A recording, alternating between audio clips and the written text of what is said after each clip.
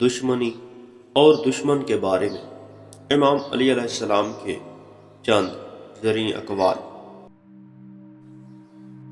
امام علی علیہ السلام نے فرمایا، زیادہ دشمنی دلوں کے رنج و غم کا باعث ہوتی ہے۔ جو لوگوں سے دشمنی کرتا ہے لوگ اس کے دشمن ہو جاتے ہیں۔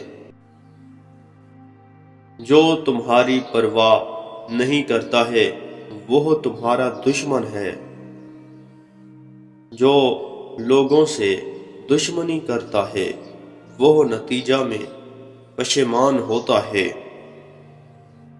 جو دشمنی کرتا ہے اس کے راستے دشوار ہو جاتے ہیں اور اس پر اس کا کام مشکل ہو جاتا ہے اور اس کے بچ نکلنے کا راستہ تنگ ہو جاتا ہے۔ جو دشمنوں کی اصلاح کرتا ہے وہ منزل مقصود تک پہنچ جاتا ہے۔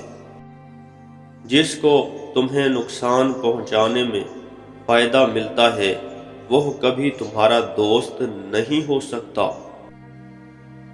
خدا کے دشمنوں کی حکومت کے زمانہ میں نیک سلوک کرنا خود کو عذاب خدا سے بچانا ہے۔